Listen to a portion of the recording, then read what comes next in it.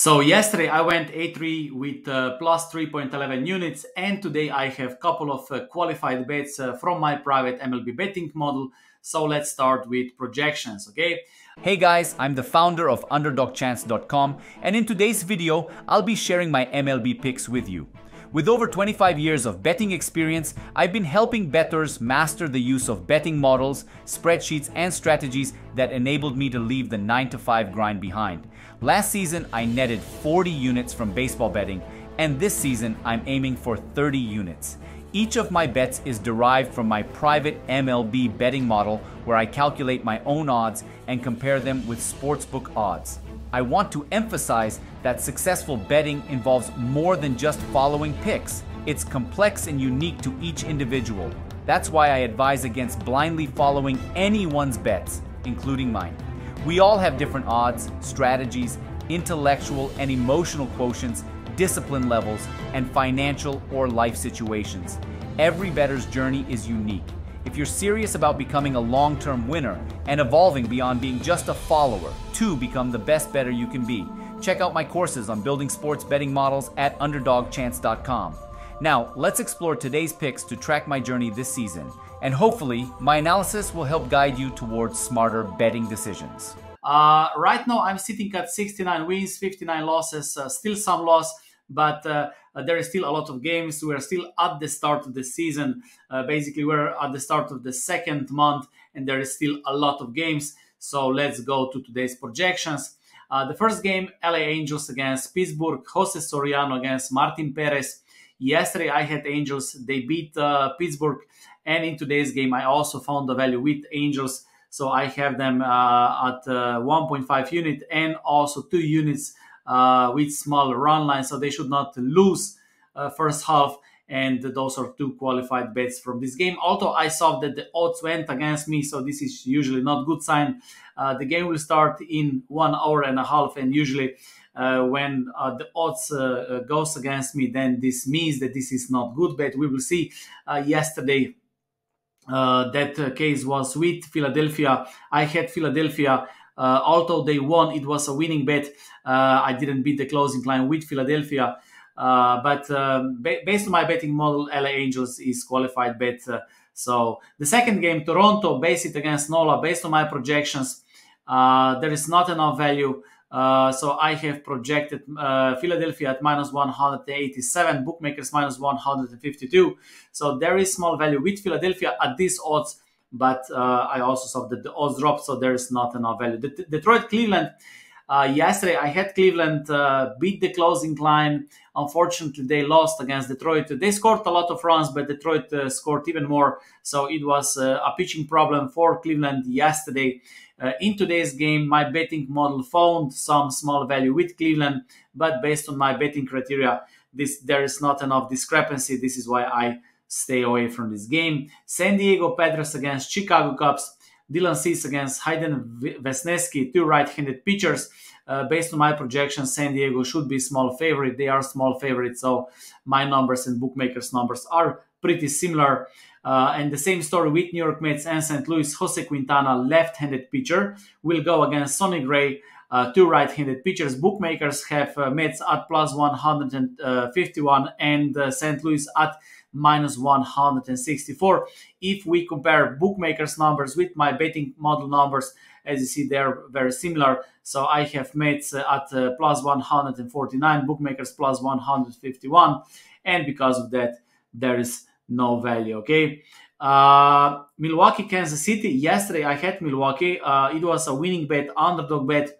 And in today's game, I also see small value with Milwaukee, but still not good enough. So I would stay away from this game, okay? Miami Dodgers, Ryan Weathers against Gavin Stone. I would stay away from this game. We have huge underdog odds on Miami, and Dodgers are huge favorite, but also my betting model showed that they should be favorites, so no value. Then we have Texas-Oakland doubleheader. This is something I usually stay away. I usually stay away from such games. I hope I will not make a mistake today because I explained why I stay away. Because pitchers can change, bullpens can change, players can change. strategy can change, and so on and so on. Sometimes teams will focus on the second game and so on.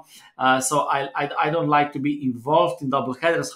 However, I found some nice value with Oakland at home in this game, so I am going with Oakland 2 units and Oakland first 5 inning at 1.73, both 2 units. So as I said, I hope I'm not wrong with this, but based on my betting model, there is a value. Arizona Cincinnati, I would skip this game. My projection showed that Cincinnati should be plus 103. They are plus 104, so no value. Baltimore Washington. Based on my projections, Baltimore should be minus 133 if they start with league average pitcher, okay? The pitcher who will pitch for Baltimore is not qualified for my betting model. White Sox Tampa Bay Rays, flexing against Civale yesterday, I had Tampa Bay Rays. It was a winning bet, and I think they're a better team as well today. So I have Tampa Bay Rays in first 5 inning and also full money line games. You see my probabilities and bookmakers probabilities or the odds, there is the discrepancy, enough discrepancy to be a qualified bet. Houston Yankees, I skipped this game. If Houston starts with league average pitcher, that would be close to 50-50 game. Then we have Boston against Atlanta, Nick Pivetta against Chris Sale.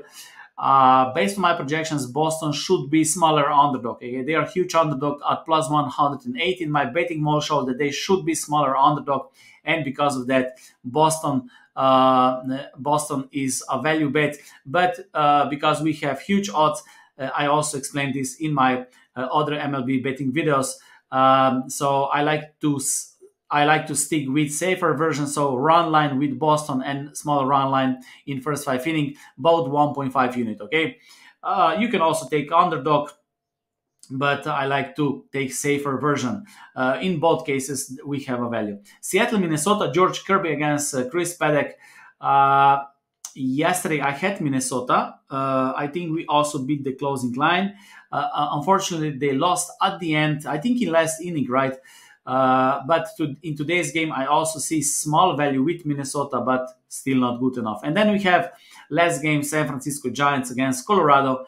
Not enough value with any team. Yesterday, I had San Francisco. Today, there is not enough value. Okay, so those are all my qualified bets.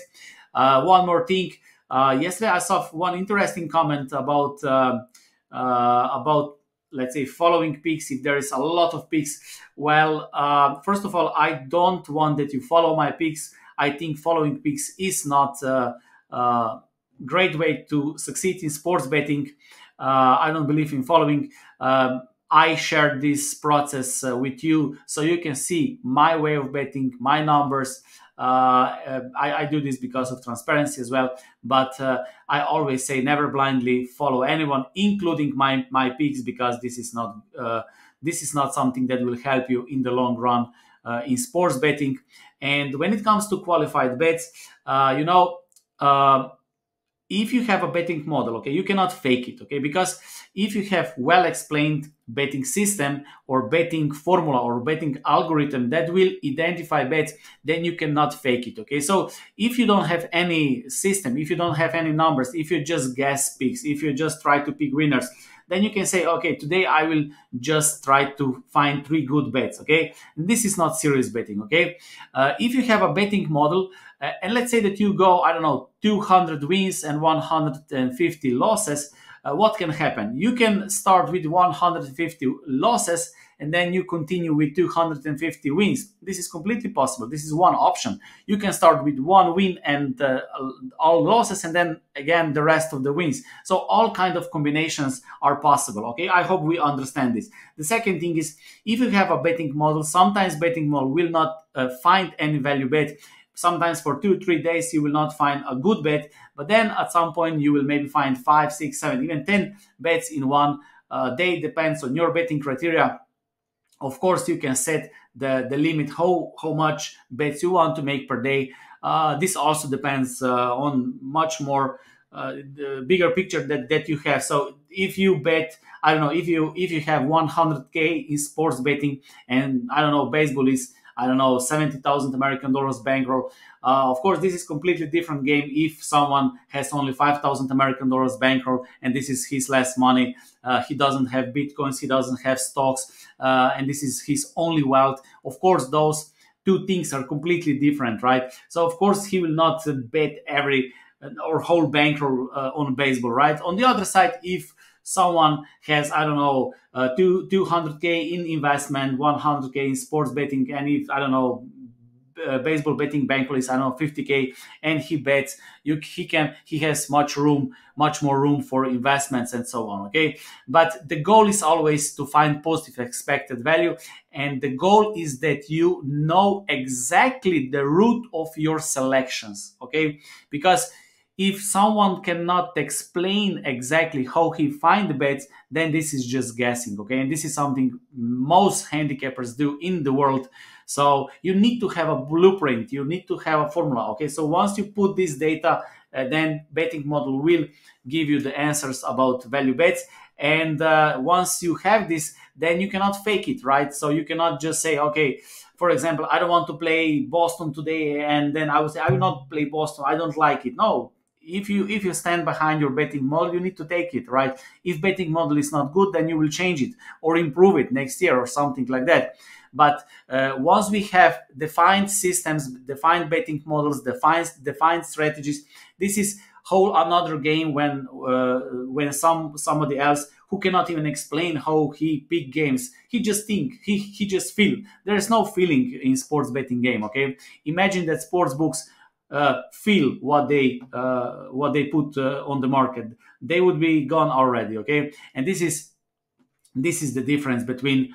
Of course, you could also say, okay, I only want to bet 3 games per game, and then you would probably maybe, I don't know, take 3 biggest value plays. Okay, this is also possible, but the final goal of every sports bettor should be finding and identifying positive expected value bets, which means that you need to calculate your odds, your probabilities, and then compare with bookmakers' odds. If you get better price on the betting market, then this is potentially good bet. Okay, if not, then you should not bet, or you don't have mathematical edge if you don't do this. Okay, so that's it from me today. Thank you for watching, and see you next time.